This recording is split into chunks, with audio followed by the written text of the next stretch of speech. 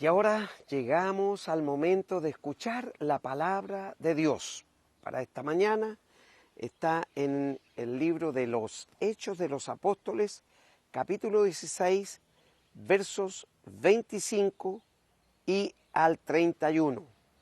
Dice así la palabra de Dios. Pero a medianoche, orando Pablo y Silas, cantaban himnos a Dios y los presos los oían. Entonces sobrevino de repente un gran terremoto, de tal manera que los cimientos de la cárcel se sacudían y al instante se abrieron todas las puertas y las cadenas de todos los presos se soltaron. Despertando el carcelero y viendo abiertas las puertas de la cárcel, sacó la espada y se iba a matar, pensando que los presos habían huido. Mas Pablo clamó a gran voz diciendo: «No te hagas ningún mal, pues todos estamos aquí». Entonces, pidiendo luz, se precipitó adentro y temblando, se postró a los pies de Pablo y Silas, y sacándolos les dijo: «Señores, ¿qué debo hacer para ser salvo?» Ellos le dijeron: «Cree en el Señor Jesucristo y serás salvo tú y tu casa». Aquí vemos la intervención divina y milagrosa de Dios para salvar a un hombre y a su familia completa. Lo primero que hace es provocar este encarcelamiento de Pablo y de Silas, porque habían sido enjuiciados como alteradores de la tranquilidad, de la paz en la ciudad, por estar predicando a Jesucristo. Y fueron metidos en la cárcel en el lugar más adentro. Está en Filipo.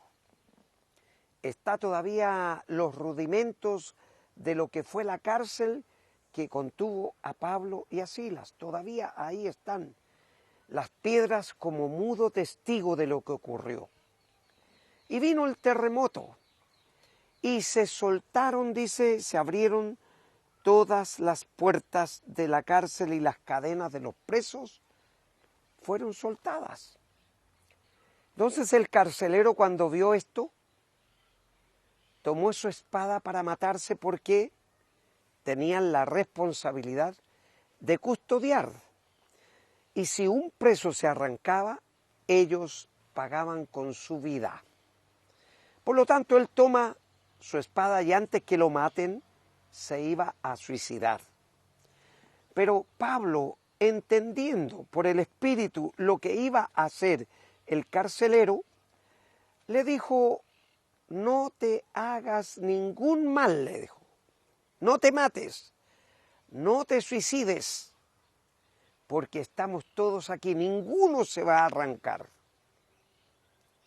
Imagínense, Pablo estaba con Silas preso en la cárcel, seguramente con muchos dolores, producto de los golpes, del maltrato que recibieron en el momento de ser juzgados. Pero ellos, en medio de esa circunstancia, dice que estaban cantando himnos a Dios, pasando por encima de sus problemas, de sus tribulaciones. Y entonces, después que le dice esto Pablo, el carcelero le dice: «Señores, ¿qué debo hacer para ser salvo?». O sea, tener lo mismo que ellos, que en medio de las dificultades había algo superior a quien estaban cantando y adorando ahí en ese lugar de reclusión, Y entonces Pablo y Silas le dicen, cree en el Señor Jesucristo y serás salvo tú y tu casa. Y esto es lo más importante de esa experiencia que vivieron Pablo y Silas en la cárcel, en Filipo. Porque Dios permitió ese terremoto para que este hombre pudiera ser salvo. Buscó la salvación por el testimonio de Pablo y de Silas. Entonces, ellos le dijeron, cree en el Señor Jesucristo y serás salvo tú y tu casa. Y le hablaron la palabra del Señor, le predicaron cómo tenía que hacer su decisión de fe para ser salvo. Y él lo hizo y se convierte.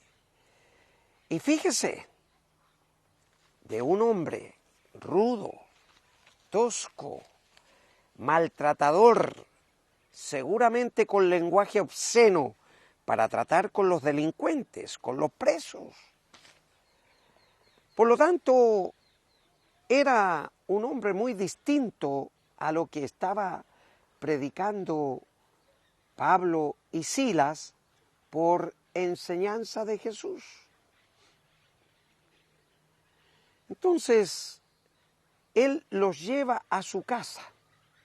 Cuando Pablo y Silas le dicen al carcelero que será salvo él, si cree, él y toda su casa, no era que automáticamente fuera salvo o salva toda su familia porque él creyó y porque él le entregó su vida a Cristo. No, la salvación es personal. Y entonces me dirá usted, pastor, pero ¿cómo entonces Pablo y Silas le dicen, y serás salvo tú y toda tu casa? Claro, muy sencillo, porque por el testimonio, la familia, la casa, iban a ser salvos. Ven que este padre, hosco, duro, maltratador,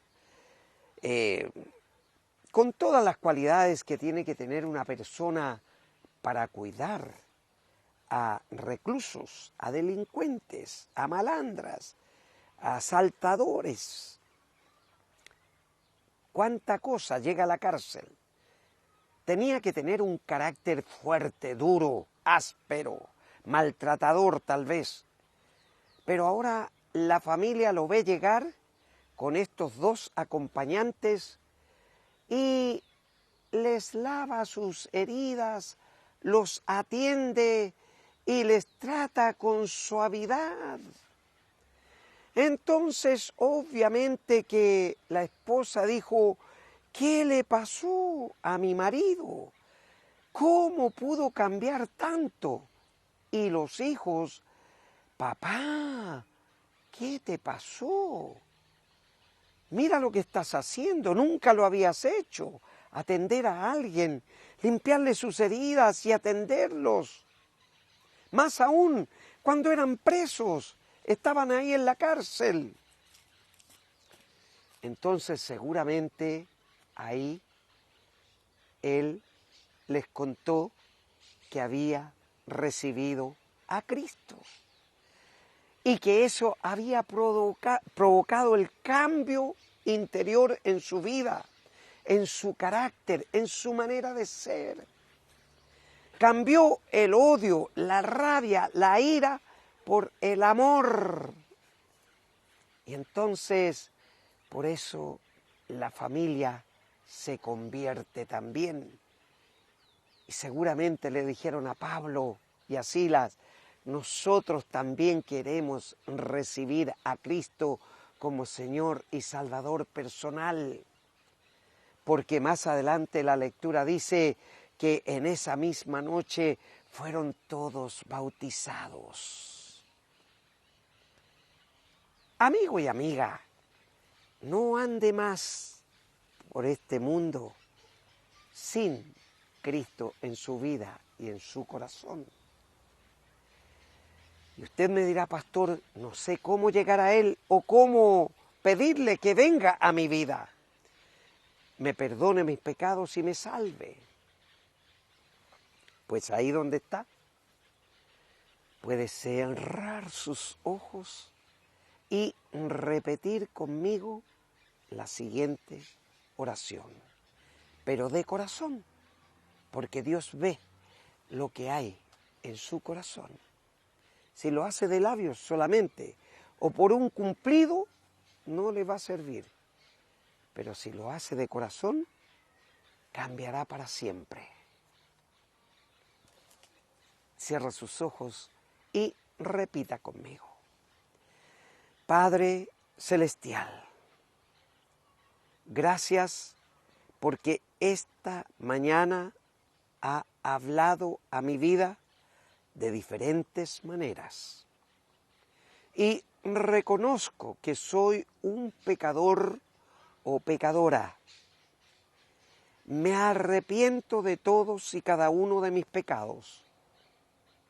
Le ruego, Padre Celestial, que los borre y nunca más se acuerde de ellos. Y ahora le ruego que inscriba mi nombre en el libro de la vida. Me reciba como su hijo o su hija. Y yo en este momento abro la puerta de mi corazón y recibo a Jesucristo como mi Señor y mi Salvador personal desde este día y para siempre. Gracias, Padre, por el perdón de mis pecados, por la salvación de mi alma y la vida eterna que me regala en esta hora. En su nombre oro. Amén y amén.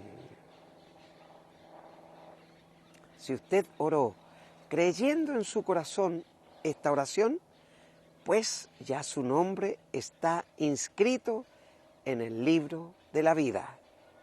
Y cuando el Señor venga, usted, como yo, y todos los creyentes, será arrebatado o arrebatada. Comience a leer el Evangelio de Juan y a congregarse en una iglesia cristiana donde se predique la palabra que usted escuchó esta mañana. Si Él nos permite, nos volveremos a ver aquí en Televisión Nacional de Chile el próximo sábado a esta misma hora. Mientras tanto, Dios le bendice.